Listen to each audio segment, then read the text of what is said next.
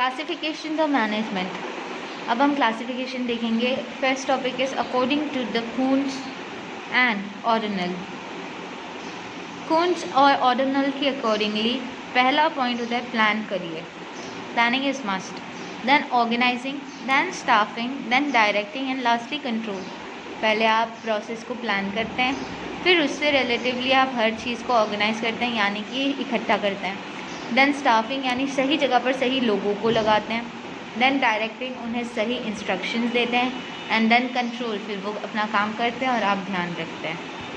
Secondly, according to Henry Fayol. Henry Fayol के accordingly पहले आप प्लानिंग करते हैं, फिर आप ऑर्गेनाइज करते हैं, फिर आप डायरेक्ट करते हैं, फिर उनके साथ कोऑर्डिनेट करते हैं और लास्ट में आप कंट्रोल करते हैं।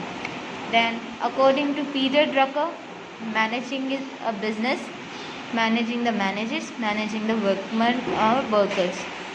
मैनेज करने के लिए पहले बिजनेस मैनेज करो, फिर उनके मैनेजर्स को मैनेज करो और लास्ट में आप अपने साथ करने वाले काम करने वाले कर्मचारियों को।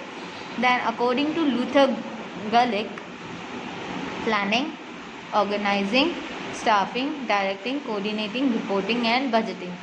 सबसे पहले आप प्लान करेंगे कोई भी चीज़, फिर आप उससे रिलेटेड चीज़ों को इकट्ठा करेंगे, फिर उसके बाद आप सही लोगों को उसके लिए काम के लिए बनाएंगे, फिर उसके बाद आप उसे काम बताएंगे, फिर उनके साथ तालमेल रखेंगे, फिर उनके पास से रिपोर्ट लेते रहेंगे और उन्हें रिपोर्ट देते रहेंगे, फिर उसके बाद बजट डिसाइड करेंगे।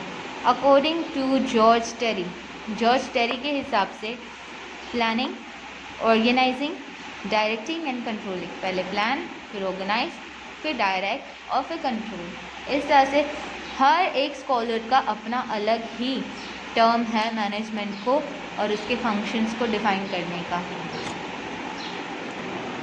Planning, even God cannot change the past, but man can change the future.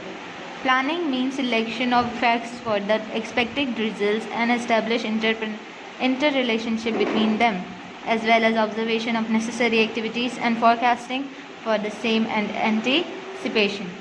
यहाँ तक कि भगवान भी अपना जो पिछली बीती हुई बात है उसे नहीं बदल सकते, लेकिन हाँ इंसान को ये अधिकार दिया हुआ है कि वो अपना फ्यूचर ज़रूर बदल सकता है प्रेजेंट को सही तरह से इस्तेमाल करके।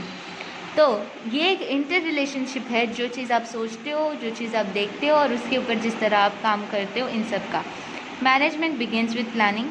मैनेजमेंट सबसे पहले शुरू ही प्लान करने से होता है। When in advance it is wisely considered what work who will do, when, how, to what extent and when work is to be finished for the achievement of predetermined objectives, it is known as planning. कौन सा व्यक्ति का क्या काम करेगा, कब काम करेगा, कहाँ काम करेगा और कितना काम करेगा, ये सब पहले से ही डिसाइड होना ज़रूरी है ताकि हर चीज़ प्लान की अकॉर्डिंगली चले। Planning means future forethought in the present.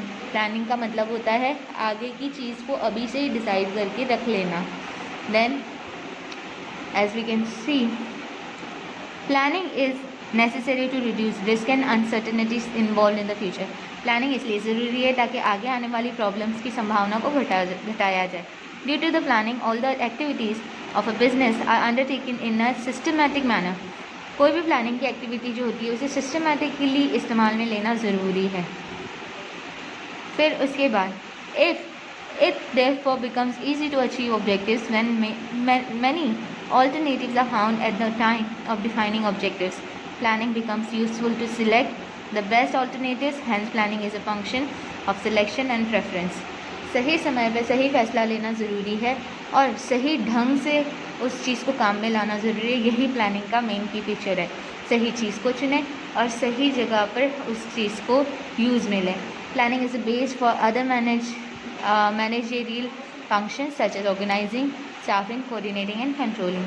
Planning फिर किसी भी चीज़ को ऑर्गेनाइज करने में मदद करता है, लोगों को उनका काम बताने में, उनके साथ तालमेल बनाए रखने में और उनके ऊपर ध्यान रखने में मदद करती है।